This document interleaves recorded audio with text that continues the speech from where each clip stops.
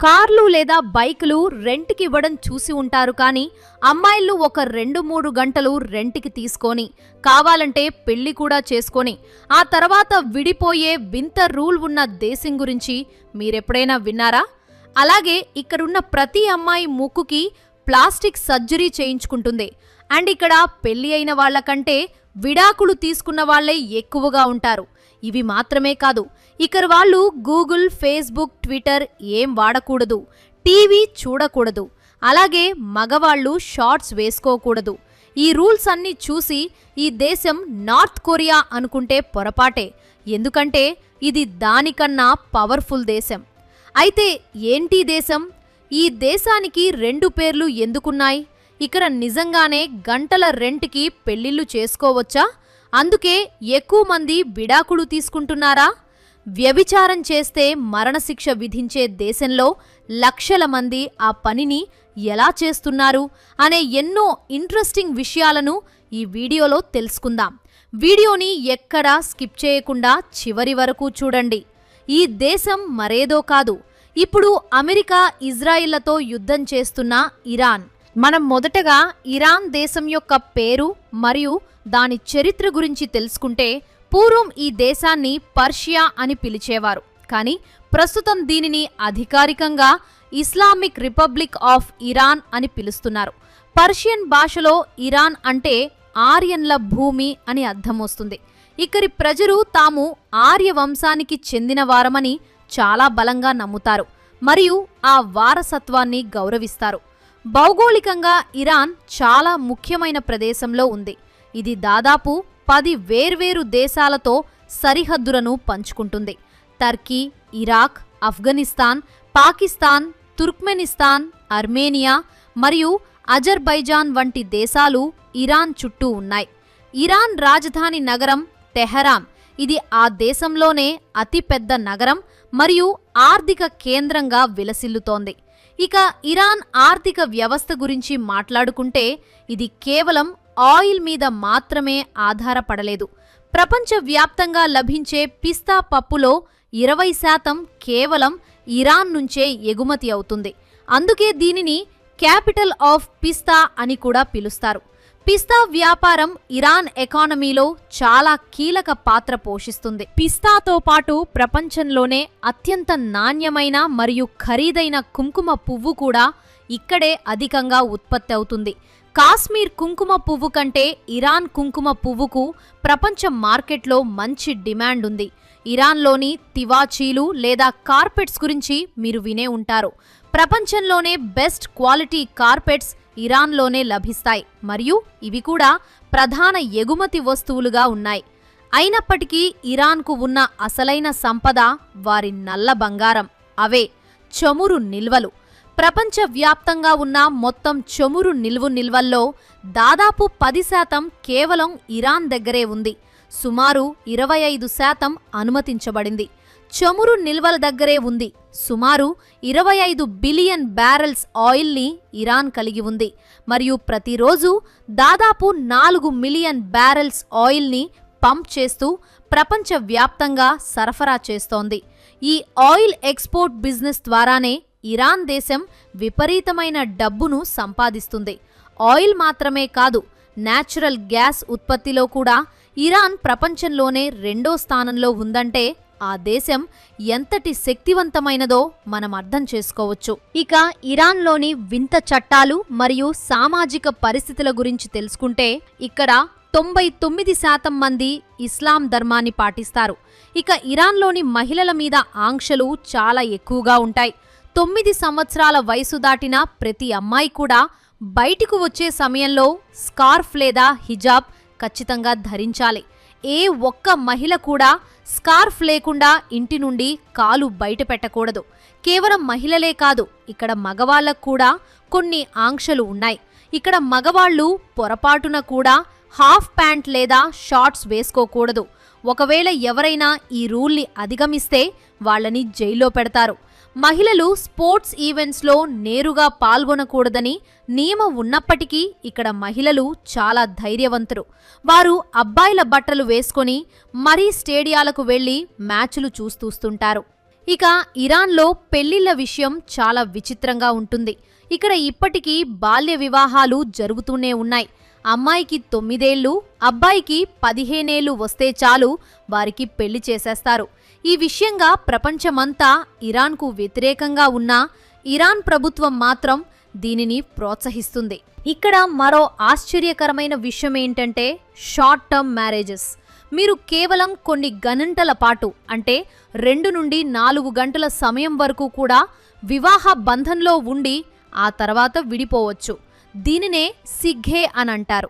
అలాగే ఇరాన్లో పెళ్లి చేసుకోవాలంటే కనీసం 1 గంట సేపు బర్త్ కంట్రోల్ గురించి క్లాసులు వినడం తప్పనిసరి. ఒకవేళ ఎవరైనా వ్యక్తి ఒక మహిళతో తప్పుగా ప్రవర్తిస్తే అక్కడ పబ్లిక్ ఆ వ్యక్తికి అదే మహిళతో బలవంతంగా పెళ్లి చేసే హక్కు ఉంటుంది. దీనివల్ల ఇరాన్లో బ్యాచిలర్స్ కంటే డైవర్స్ తీసుకున్న మహిళల సంఖ్య ఎక్కువగా ఉంటుందని గణాంకాలు చెబుతున్నాయి. ఇక ఇరాన్లో వ్యభిచారం అనేది పూర్తిగా చట్ట విరుద్ధం మరియు షరియా చట్టాల ప్రకారం తీవ్ర నేరంగా పరిగణించబడుతుంది. దీనికి శిక్ష ఉంటుంది. అయితే షియా ఇస్లామిక్ సంప్రదాయంలోని సిగ్హే అనే లూప్ హోల్ ద్వారా గంటల నుంచి రోజుల వరకు లీగల్గా సెక్స్ కోసం డబ్బు ఇచ్చి తీసుకోవడం జరుగుతుంది. ఇది చాస్టిటీ హౌసెస్, మసాజ్ పార్లర్స్ లేదా ప్రైవేట్ హోమ్స్లో విస్తృతంగా ఉంది. దీనిని అధికారికంగా డినై చేసిన ఎకనామిక్ క్రైసిస్, పేదరికం, ఉద్యోగాల లేకపోవడం వల్ల అండర్ గ్రౌండ్ సెక్స్ ట్రేడ్ చాలా పెరిగింది. 2017 అంచనాల ప్రకారం దాదాపు 2.3 లక్షల మంది సెక్స్ వర్కర్స్ ఉన్నారని, అది కూడా తెహ్రాన్లోనే ఎక్కువగా ఉన్నారని సమాచారం. ఇప్పుడు ఆన్లైన్, ఇంటర్నెట్ ద్వారా ఈ వ్యవహారం మరింత విస్తరించి పేదరికంలో ఉన్న 12 నుండి 18 ఏళ్ల చాలామంది మహిళలు దీనిలోకి దిగుతున్నారు. ఇరాన్లో టెక్నాలజీ మరియు మీడియా వాడకం మీద కూడా చాలా ఆంక్షలు ఉన్నాయి. ఇక్కడ శాటిలైట్ టెలివిజన్ల మీద ప్రభుత్వం నిషేధం విధించింది. వెస్ట్రన్ కల్చర్ చూసి ప్రజలు పాడైపోతారని ప్రభుత్వం ఇలాంటి జాగ్రత్తలు తీసుకుంది. ఇంటర్నెట్ విషయంలో కూడా ఇరాన్ చాలా కఠినంగా ఉంటుంది. గూగుల్ని ఒక స్పై వెబ్సైట్గా వారు భావిస్తారు. గూగుల్ వాడితే తమ డేటా అంతా పోతుందని వారి నమ్మకం. అందుకే ప్రభుత్వం సొంతంగా నేషనల్ ఇంటర్నెట్ ఏర్పాటు చేయడానికి ప్రయత్నిస్తోంది. ఫేస్బుక్, ట్విట్టర్ వంటి సోషల్ మీడియా ప్లాట్ఫారమ్స్ కూడా ఇక్కడ పూర్తిగా బ్యాన్ చేయబడ్డాయి. కేవలం 40% మంది ప్రజలు మాత్రమే ఇంటర్నెట్ని ఉపయోగిస్తున్నారు. ఇక ఆరోగ్యం మరియు అందం విషయంలో ఇరాన్ ప్రజల అభిరుచి చాలా వింతగా ఉంటుంది. ఇక్కడి మహిళలు మరియు పురుషులు కూడా తమ ముక్కు అందంగా ఉండాలని భావిస్తారు. 10లో 8 మంది మహిళలు ముక్కుకు ప్లాస్టిక్ సర్జరీ చేయించుకుంటారు. ముక్కు మీద ప్లాస్టర్ లేదా బ్యాండేజ్ ఉండడం ఇక్కడ ఒక ఫ్యాషన్ మరియు హోదాకు గుర్తుగా భావిస్తారు. అందుకే సర్జరీ చేయించుకోని వారు కూడా అందం కోసం బ్యాండేజ్ వేసుకుని తిరుగుతుంటారు. ఇరాన్లో ఆహారం కూడా చాలా ప్రత్యేకమైనది. ముఖ్యంగా నాన్ వెజ్లో ఎన్నో వెరైటీలు దొరుకుతాయి. ఇక్కడి దేశీ మీట్ రుచి చూడకపోతే ఇరాన్ ట్రిప్ వేస్టే అని పర్యాటకులంటారు. ఒకవేళ మీరు ఎవరి ఇంటికైనా వెళ్తే ఖచ్చితంగా ఫ్లవర్ బొకే లేదా ఏదైనా గిఫ్ట్ పట్టుకెళ్ళాలి. లేకపోతే వారు చాలా కోపానికి గురవుతారు. ఇక ప్రకృతి పరంగా ఇరాన్లో వర్షాలు చాలా తక్కువగా పడతాయి. సంవత్సరానికి కేవలం 4 ఇంచుల వర్షపాతం మాత్రమే నమోదవుతుంది. అందుకే ఈ దేశంలో సగం భాగం నీరూరు లేక ఎండిపోయి ఉంటుంది. అయినప్పటికీ ప్రజలు తమ అవసరాల కోసం వివిధ మార్గాల ద్వారా నీటిని తెప్పించుకుంటారు. ఇరాన్లో వాయు కాలుష్యం కూడా ఒక పెద్ద సమస్య. ప్రతి సంవత్సరం దాదాపు 27,000 మంది ఎయిర్ పొల్యూషన్ వల్ల చనిపోతున్నారు. ఇరాన్లో ఆల్కహాల్ మీద పూర్తిగా నిషేధం ఉన్నప్పటికీ బ్లాక్ మార్కెట్లో ఇల్లీగల్గా మద్యం విక్రయాలు జరుగుతూనే ఉన్నాయి. దీని ద్వారా ప్రభుత్వం కూడా పరోక్షంగా చాలా సంపాదిస్తోంది.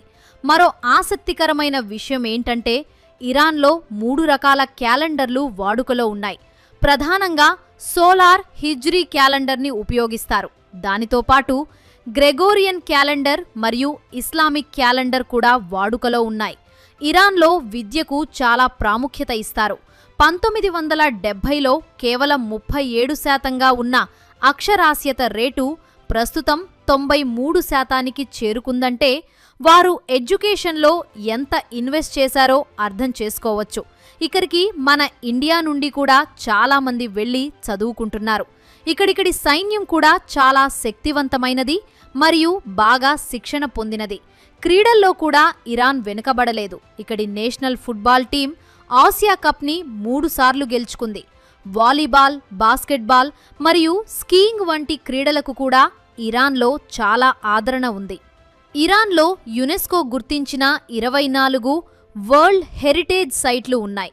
ఇవి పర్యాటకులను విశేషంగా ఆకర్షిస్తాయి. ఇక్కడ ప్రజలు పర్యాటకులతో చాలా స్నేహపూర్వకంగా మరియు మర్యాదగా ఉంటారు. భారతదేశానికి ఇరాన్ ఒక మంచి మిత్రదేశమని మనం గర్వంగా చెప్పుకోవచ్చు. వీసా డాక్యుమెంట్లు సరిగ్గా ఉంటే కేవలం 8 నుండి 9 రోజుల్లోనే ఇరాన్ వీసా లభిస్తుంది. ఇక ఒక వారం పాటు ఇరాన్లో తిరగడానికి సుమారు 50,000 రూపాయల వరకు ఖర్చవుతుంది. ఇరాన్లో ఉండే ఆసియాటిక్ చీతాలు ప్రపంచంలోనే అరుదైనవి మరియు ఇవి ఇక్కడే మనకు కనిపిస్తాయి. చివరిగా ఇరాన్ అనేది కట్టుబాట్లు మరియు ఆధునికత మధ్య కొట్టుమిట్టాడుతున్న ఒక అద్భుతమైన దేశం. ఒకవైపు కఠినమైన ఇస్లామిక్ చట్టాలు, మరోవైపు విపరీతమైన చమురు సంపద. ఒకవైపు ఇంటర్నెట్ మీద ఆంక్షలు, మరోవైపు ప్లాస్టిక్ సర్జరీలతో అందంగా కనిపించాలనే తపన. ఇలా ఇరాన్లో ఎన్నో వైరుధ్యాలు మనకు కనిపిస్తాయి. ఈ దేశం తన ప్రాచీన నాగరికతను కాపాడుకుంటూనే అంతర్జాతీయ రాజకీయాల్లో తనదైన ముద్ర వేస్తోంది.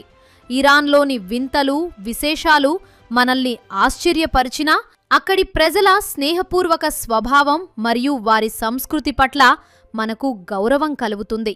సో ఇది ఫ్రెండ్స్, ఈ వీడియో మీకు ఎలా అనిపించిందో కామెంట్ చేసి, వీడియో నచ్చితే ఒక లైక్ చేయండి.